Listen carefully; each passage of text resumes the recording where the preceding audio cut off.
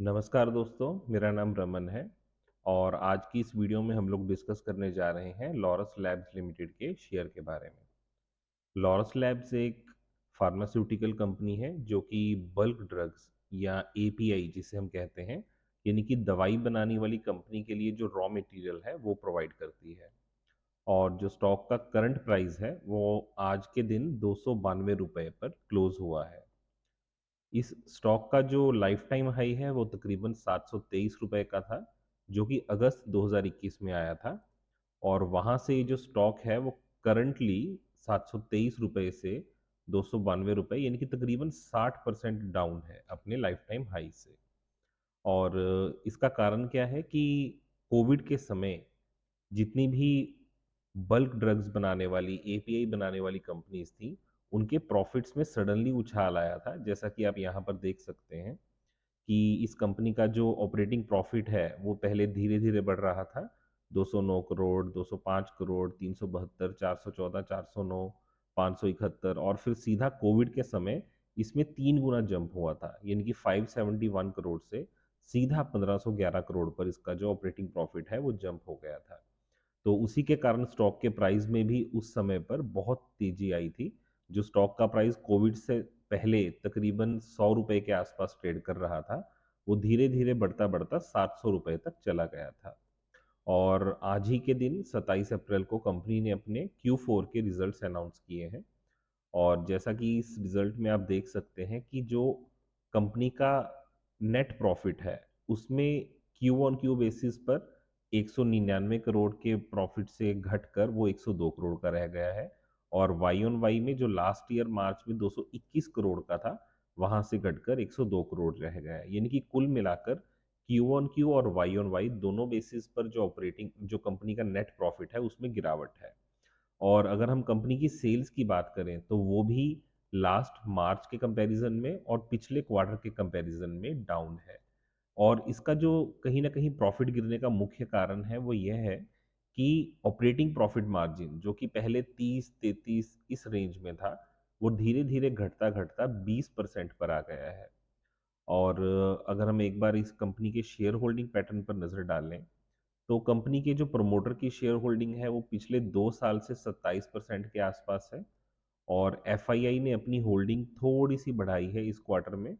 और अगर हम पिछले 2-3 साल में देखें तो वो भी 22% के आसपास स्टेबल है पिछले 2 साल से।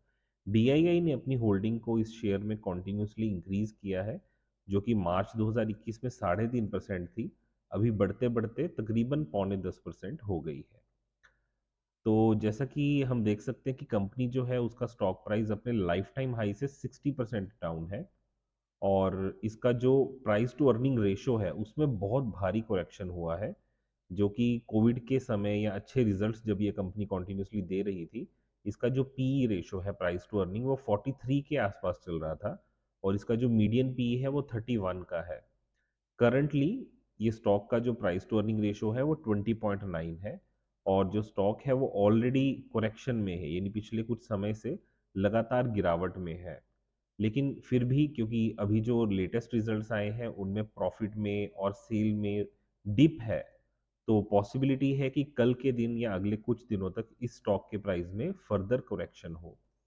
तो अगर आप इस स्टॉक में पहले से इन्वेस्टेड हैं ऊपर के लेवल पर और आप इस स्टॉक में और खरीदारी करने के बारे में विचार बना रहे हैं, तो आपको कम से कम इस स्टॉक की जो प्राइस है उसमें एक जगह पर आकर बेस बनने का इंतजार करना चाहिए।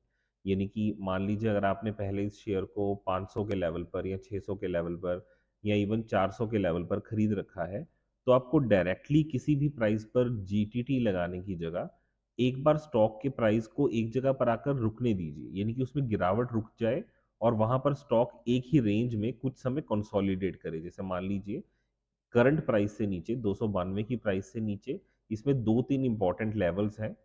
अब ऐसा जरूरी नहीं है कि स्टॉक का प्राइस वहां तक जाएगा, लेकिन जब भी स्टॉक के प्राइस में कोई भी नेगेटिव न्यूज आती है या कोई भी रिजल्ट्स खराब आते हैं, तो अल्टीमेटली स्टॉक का प्राइस अपने सपोर्ट यानी कि डिमांड के लेवल के आसपास रिएक्ट करता है। अब वहां पे अगर उस स्टॉक में कुछ बायर्स हो जो कि उस प्राइस में शेयर को खरीदने में इंटरेस्टेड हो, तो स्टॉक का प्राइस वहां से गिरावट उसमें रुक जाती है और वहां से वो रिवर्सल ले लेता है। लेकिन क्योंकि अगर आप ध्यान से देखें तो पिछले 4 क्वार्टर्स में या पिछले 3 क्वार्टर्स में इस कंपनी के स्टॉक के प्राइस में कंटिन्यूअस गिरावट हो रही है। सितंबर में इसका जो ऑपरेटिंग प्रॉफिट था 426 करोड़ का था, दिसंबर में वो 385 करोड़ रह गया और मार्च में 252 करोड़ रह गया। तो जब एक कंपनी के प्रॉफिट्स के अंदर और सेल के अंदर कंटिन्यूअसली गिरावट हो, तो कई बार क्या होता है कि जो नियरेस्ट सपोर्ट का लेवल होता है, वहाँ से भी नीचे स्टॉक का प्राइस चला जाता है। हालाँकि इसका जो प्राइस टू अर्निंग है, यानी कि मार्केट को पहले से अंदाज़ा था कि कंपनी के रिज़ल्ट्स अच्छे नहीं आएँगे, इसीलिए मार्केट ने ऑलरेडी इसका जो वैल्यूएशन है, जो प्राइस टू अर्निंग रेशियो है, वो धीरे-धीरे 40-45 से घटाकर 20 पर मार्केट इसको ऑलरेडी ले आई है। तो यानी इसमें गिरावट काफ़ी ज़्यादा हो चुकी है। तो अगर आप इस शेयर को खरीदना चाहते हैं, तो आप इन 2 लेवल्स पर नज़र रख सकते हैं। पहला लेवल है ₹245 से लेके ₹256 का, 245 से 256 रुपीज़ का। और अगर बाई चांस इससे भी नीचे स्टॉक का प्राइस चला जाता है, तो जो नेक्स्ट लेवल निकल कर आता है, वो तकरीबन 200 से लेके ₹211 का है। अब मार्केट इन रिजल्ट्स को लेकर कैसे रिएक्ट करता है वो तो हमें कल ही पता लगेगा। लेकिन अभी करंट प्राइस पर अगर आप खरीदने की सोच रहे हैं तो आपको वेट करना चाहिए। स्टॉक के प्राइस में जो भी गिरावट होती है उसे होने के बाद स्टॉक का प्राइस में एटलीस्ट गिरावट रुक जाए, तभी इसमें बाइंग होनी चाहिए। क्योंकि जैसा आप यहाँ पे देख सकते हैं कि जो ऑपरेटिंग प्रॉफिट मार्जिन है वो 30-33% से गिरकर 20% पर आ गया है। और पॉसिबिलिटी है कि आगे जाकर भी ये जो प्रॉफिट के मार्जिन्स हैं वो कम ही रहें। और जब तक उनमें रिकवरी शुरू नहीं होती तब तक इस स्टॉक के प्राइस में तेजी आना थोड़ा मुश्किल है। और अगर हम बात करें वैसे कंपनी की जो सेल्स है, ऐसा नहीं है कि एक छोटी कंपनी है या बहुत ही नई कंपनी है। कंपनी काफ़ी पुरानी है, काफ़ी सालों से मार्केट में है। इसका 10 या 11 साल का तो अ, जो बैलेंस शीट है, प्रॉफिट एंड लॉस स्टेटमेंट है, वो यहाँ पर स्क्रीनर की वेबसाइट पर अवेलेबल है। तो कंपनी अच्छी है। और कंपनी में अगर हम देखें तो जैसा हमने पहले डिस्कस किया, शेयर होल्डिंग पैटर्न भी ठीक है। इसके अंदर जो है एफआईआई और डीआईआई की होल्डिंग भी है, हालांकि पब्लिक की होल्डिंग इसमें बहुत ज़्यादा है, 40% है।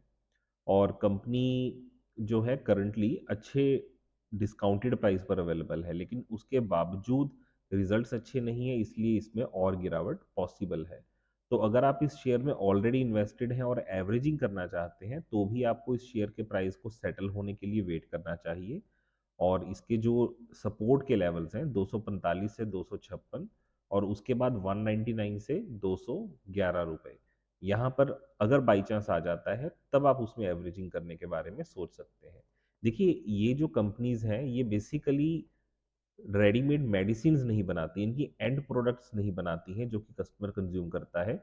ये बल्क ड्रग्स बनाती हैं, जो कि ज़्यादातर दूसरी कंपनीज, जैसे अगर हम लॉरस लैब्स की बात करें, तो ये जो कंपनी है एपीआई बनाती है। इसका बहुत बड़ा जो मेन इसका प्रोडक्ट है वो एपीआई है।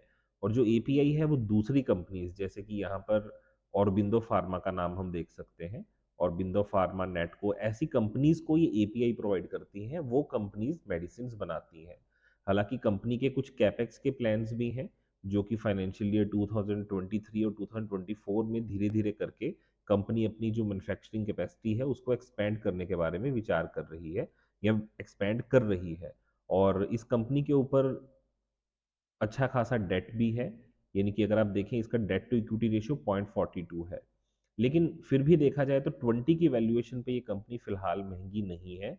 और अगर इसमें फर्दर गिरावट होती है और ये 200 210 रुपए की रेंज में आ जाता है, तब आप इस शेयर में खरीदारी करने के बारे में ज़रूर सोच सकते हैं। उम्मीद करता हूँ आपको वीडियो में दी गई जानकारी अच्छी लगी होगी।